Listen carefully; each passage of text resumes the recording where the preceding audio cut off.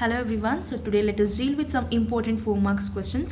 See children, these questions are not only important for your midterm, these questions also plays a very important role for your preparatories as well as your annual exams. So ನಿಮ್ಮ question paper ಅಲ್ಲಿ 10 questions ಕೊಟ್ಟಿರ್ತಾರೆ 4 marks ಇಂದು. So ಅದರಲ್ಲಿ you need to write only 6 questions.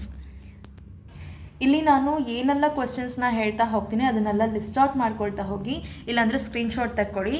ಅದಷ್ಟನ್ನು ನೀವು ಪರ್ಫೆಕ್ಟಾಗಿ ತರೋ ಆಗಿ ಹೋಗಿದ್ದೆ ಆದರೆ ಖಂಡಿತವಾಗ್ಲೂ ಒಳ್ಳೆ ಸ್ಕೋರ್ನ ಮಾಡ್ಬೋದು. Okay, so here is the list of chapters where you will get 4 marks question. Chapter 2 principles of management, ಈ ಒಂದು ಚಾಪ್ಟರಲ್ಲಿ ನಿಮಗೆ 2 ಕ್ವೆಶ್ಚನ್ಸ್ ಕಂಪಲ್ಸರಿಲಿ ಅವರು ಕೇಳ್ತಾರೆ. ಇನ್ನು ಬಿಸ್ನೆಸ್ ಎನ್ವೈರ್ನ್ಮೆಂಟು ಚಾಪ್ಟರ್ 3, ಇದರಲ್ಲೂ ಕೂಡ ಅಷ್ಟೇ 2 ಕ್ವೆಶ್ಚನ್ಸ್ ಕಂಪಲ್ಸರಿ ಕೇಳ್ತಾರೆ. ಆ್ಯಂಡ್ ಪ್ಲಾನಿಂಗ್ ಚಾಪ್ಟರ್ 4, ಇದರಲ್ಲೂ ಕೂಡ 2 ಕ್ವೆಶ್ಚನ್ಸ್ನ ಕೇಳ್ತಾರೆ. ಇನ್ನು ಸ್ಟಾಫಿಂಗ್ ಚಾಪ್ಟರ್ 6, ಅದರಲ್ಲಿ 1 ಕ್ವೆಶ್ಚನ್ ಕೇಳ್ತಾರೆ.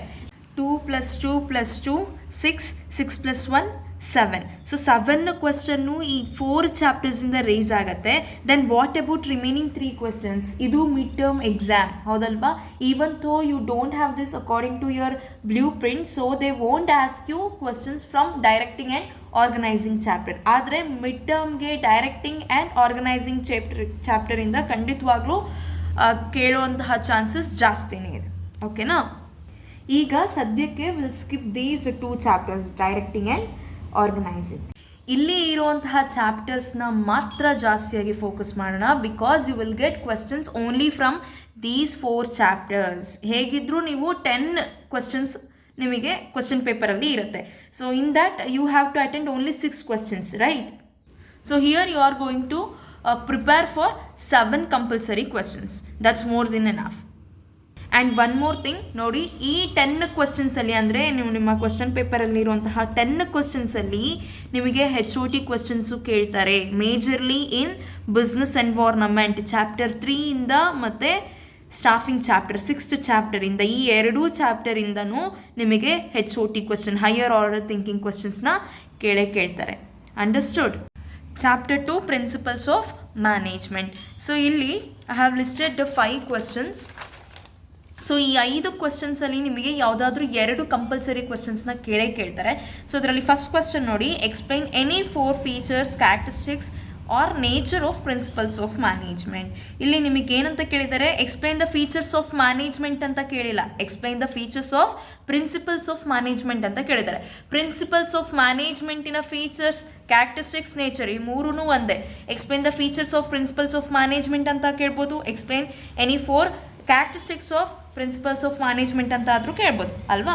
ಸೊ ಫಸ್ಟ್ ನೀವೇನು ಮಾಡಬೇಕು, ಫಸ್ಟ್ 5 to 6 ಲೈನ್ಸಲ್ಲಿ ಪ್ರಿನ್ಸಿಪಲ್ಸ್ ಆಫ್ ಮ್ಯಾನೇಜ್ಮೆಂಟ್ ಅಂದರೆ ಏನು ಅಂತ ಹೇಳ್ಬಿಟ್ಟು ಮೀನಿಂಗ್ ಬರೀಬೇಕು.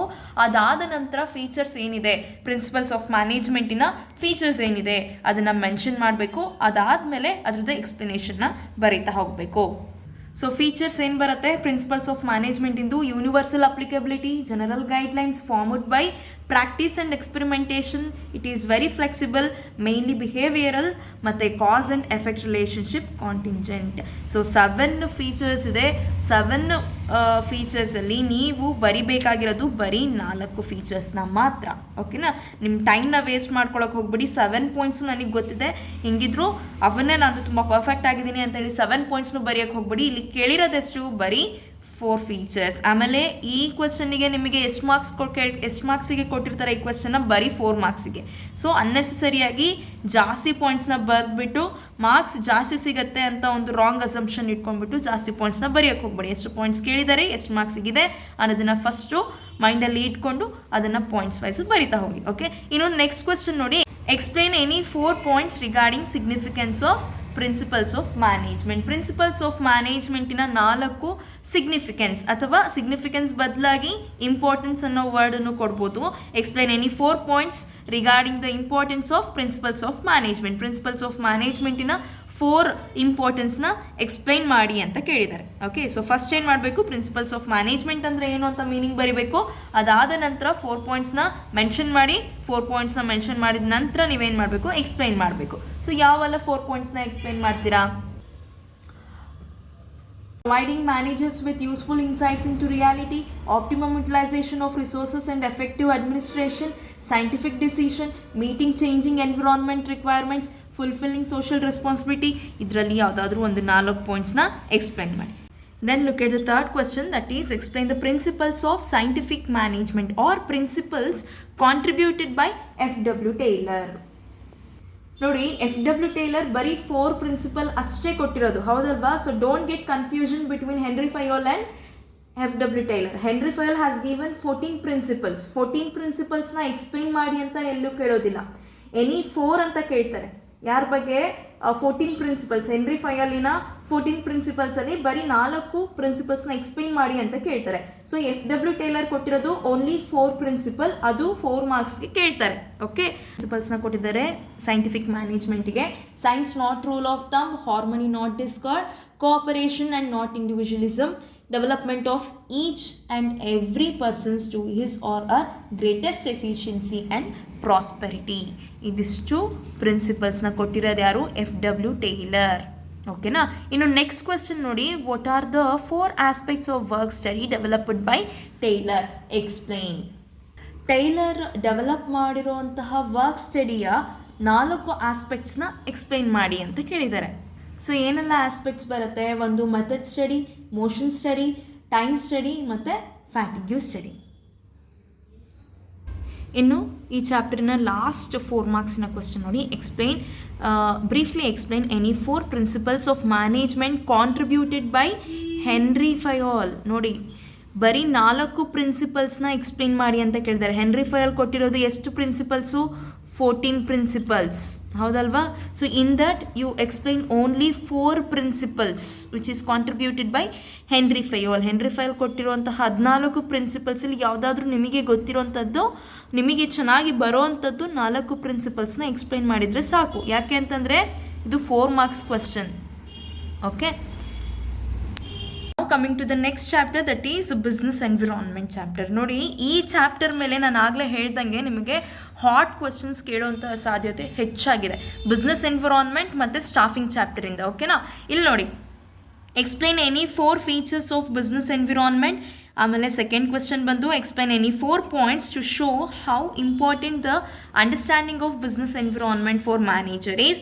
ಆಮೇಲೆ ಥರ್ಡ್ ಕ್ವೆಶ್ಚನ್ ಬಂದು briefly explain any 4 dimensions of business environment. So ಈ ಒಂದು ಕ್ವೆಶ್ಚನ್ ಮೇಲೆ, ಈ ಒಂದು ಕ್ವೆಶ್ಚನ್ ಬೇಸ್ ಮೇಲೆ ನಿಮಗೆ ಹಾಟ್ ಕ್ವೆಶ್ಚನ್ ಕೇಳೋವಂತಹ ಚಾನ್ಸಸ್ ಜಾಸ್ತಿನೇ ಇದೆ. ಓಕೆನಾ?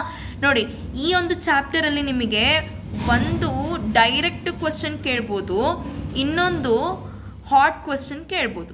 ಇಲ್ಲ ಅಂತಂದರೆ ಇದು ಒಂದು ಚಾನ್ಸ್ ಆದರೆ, ಇನ್ನು ಸೆಕೆಂಡ್ ಚಾನ್ಸಸ್ ಏನಿದೆ ಅಂತ ಅಂದರೆ 2 ಹಾಟ್ ಕ್ವೆಶ್ಚನ್ಸೇ ಕೇಳ್ಬೋದು, ಹೇಳಲಿಕ್ಕಾಗಲ್ಲ. ಓಕೆನಾ?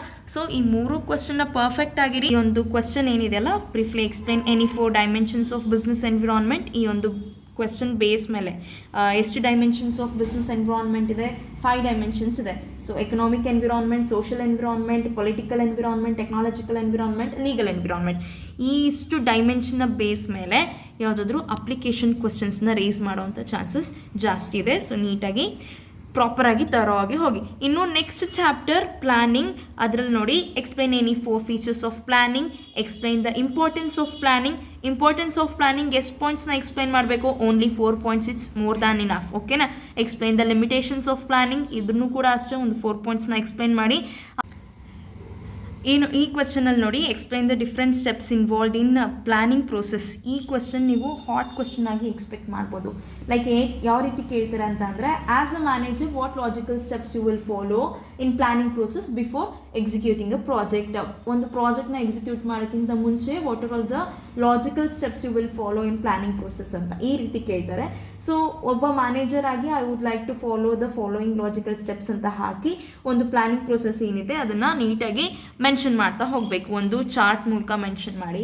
ಸೊ ಫಸ್ಟ್ ಸ್ಟೆಪ್ ಬಂದು setting of objective, second step ಬಂದು developing planning premises, third step ಬಂದು identification of alternative course of action, and third point ಬಂದು ಅಂದರೆ ಫೋರ್ತ್ ಸ್ಟೆಪ್ ಬಂದು evaluating alternative course of action, fifth step ಬಂದು selecting the best alternative, six step implementing the plan, ಆಮೇಲೆ last step that is follow up action. ಆಮೇಲೆ ಇದನ್ನು ನೀಟಾಗಿ 1 by 1 explain ಮಾಡ್ತಾ ಹೋಗಬೇಕು. ಇನ್ನು ಈ ಚಾಪ್ಟರ್ನ ಲಾಸ್ಟ್ ಕ್ವಶನ್ ನೋಡಿ, explain any 2 types of plans. 2 type of ಪ್ಲಾನ್ಸ್ನ ಎಕ್ಸ್ಪ್ಲೈನ್ ಮಾಡಿ ಅಂತ ಕೇಳಿದ್ದಾರೆ. We know that 2 types of plan, that is single use plan and another 1 type is standing plan. So ಈ 2 ಟೈಪ್ನ ಎಕ್ಸ್ಪ್ಲೈನ್ ಮಾಡಬೇಕು. To the next chapter, that is staffing, chapter 6. ಇಲ್ಲಿ ನೋಡಿ, first question, as a HR manager list out any 8 source of recruitment to fill in the vacancies in your organisation. And second question, explain the different types of selection test. How does the training and development of employees benefit the organization? Explain the different methods of on-the-job training. And last question, explain the different methods of the job training. ಈ ಒಂದು ಚಾಪ್ಟರಲ್ಲಿ ನಿಮಗೆ only you can expect 1 question from this chapter. ಎಷ್ಟು ಬರೀ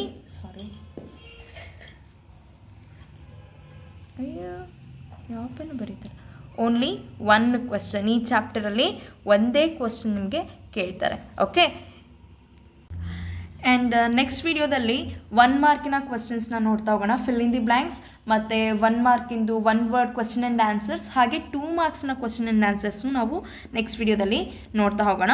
and ಈ ಒಂದು ಕ್ವಶನ್ಸಿನ PDF ಯಾರಿಗಾದರೂ ಬೇಕಿದ್ದಲ್ಲಿ ಕೆಳಗಡೆ description ಬಾಕ್ಸಲ್ಲಿ ನನ್ನ ವಾಟ್ಸಪ್ ಗ್ರೂಪಿನ ಲಿಂಕ್ನ ಹಾಕಿರ್ತೀನಿ. ಆ ಲಿಂಕ್ಗೆ ನೀವು ಜಾಯ್ನ್ ಆದ್ರಿ, ಆ ಗ್ರೂಪಿಗೆ ಜಾಯ್ನ್ ಆದ್ರಿ ಅಂತಂದರೆ ಅಲ್ಲಿ ನಿಮಗೆ 4 ಮಾರ್ಕ್ಸಿಂದು, 2 ಮಾರ್ಕ್ಸಿಂದು, 8 ಮಾರ್ಕ್ಸಿಂದು ಎಲ್ಲ ಕ್ವಶನ್ಸಿನ PDF ವಿತ್ ನೋಟ್ಸ್ ಸಮೇತ ಸಿಗತ್ತೆ.